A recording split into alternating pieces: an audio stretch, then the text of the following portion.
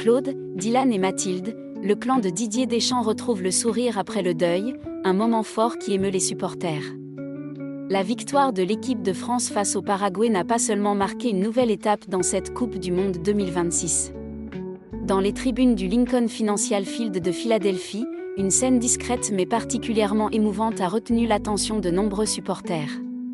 Aux côtés des fans des Bleus se trouvait la famille de Didier Deschamps, venue afficher un soutien total au sélectionneur dans une période extrêmement difficile. Présent dans les gradins, Dylan Deschamps, le fils unique du sélectionneur, suivait la rencontre avec son épouse Mathilde Caplaer ainsi que sa mère, Claude Deschamps.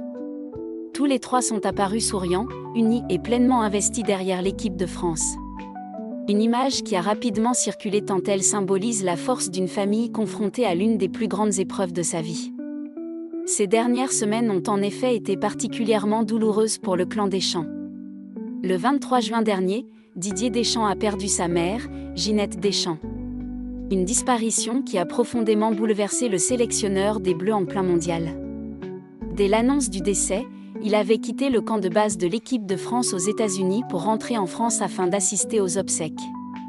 Durant son absence, c'est son fidèle adjoint Guy Stéphane qui avait assuré l'intérim sur le banc de touche lors du match contre la Norvège.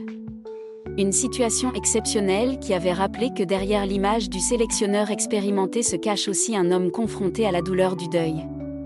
Dylan Deschamps avait lui aussi rejoint la France afin d'accompagner sa famille dans cette épreuve. Ce moment était d'autant plus marquant qu'il coïncidait avec une date très particulière, le jour de l'anniversaire de son épouse Mathilde Caplaer. Une célébration qui est naturellement passée au second plan face à la disparition de Ginette Deschamps. Quelques jours seulement après ces événements, voir Claude, Dylan et Mathilde présents dans les tribunes de Philadelphie a été interprété comme un message fort. Malgré la tristesse, la famille a choisi d'être présente pour soutenir Didier Deschamps dans cette aventure mondiale. Une présence qui n'est certainement pas passée inaperçue auprès du sélectionneur. Sur le terrain, pourtant, rien n'a été simple pour les Bleus. Opposée au Paraguay, l'équipe de France a dû batailler jusqu'au bout pour décrocher sa qualification.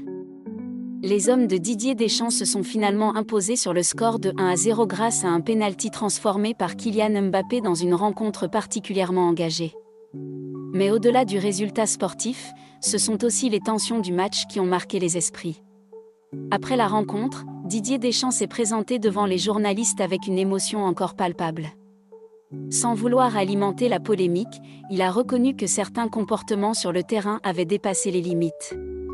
Le sélectionneur français a expliqué qu'il aurait préféré ne pas entendre certaines insultes pendant la rencontre. Il a surtout insisté sur le fait que l'essentiel restait la qualification de son équipe et l'absence d'incident majeur au coup de sifflet final. Rapidement, plusieurs médias ont affirmé que certaines de ces insultes auraient fait référence à sa mère récemment disparue. Une information qui a suscité de nombreuses réactions tant un tel comportement serait considéré comme particulièrement choquant. Face à cette polémique, le sélectionneur paraguayen Gustavo Alfaro a pris la parole pour démentir catégoriquement ces accusations. Il a assuré qu'il n'aurait jamais accepté qu'un joueur puisse s'en prendre à la mémoire d'une personne disparue. Selon lui, de tels propos seraient incompatibles avec les valeurs du football. Gustavo Alfaro a également révélé avoir retrouvé Didier Deschamps après le coup de sifflet final afin de lui adresser un message personnel. Il lui a souhaité d'aller jusqu'en finale et même de remporter cette Coupe du Monde. Un geste de respect qui a contribué à apaiser les tensions après une rencontre particulièrement intense. Cette solidarité rappelle également celle affichée par les joueurs français au moment du décès de Ginette Deschamps. Souhaitant rendre hommage à la mère de leur sélectionneur, les Bleus avaient demandé à la FIFA l'autorisation de porter un brassard noir pendant la compétition. Une requête qui avait finalement été refusée, mais qui témoignait malgré tout de l'attachement du groupe envers son entraîneur et de la relation très forte qui unit Didier Deschamps à ses joueurs.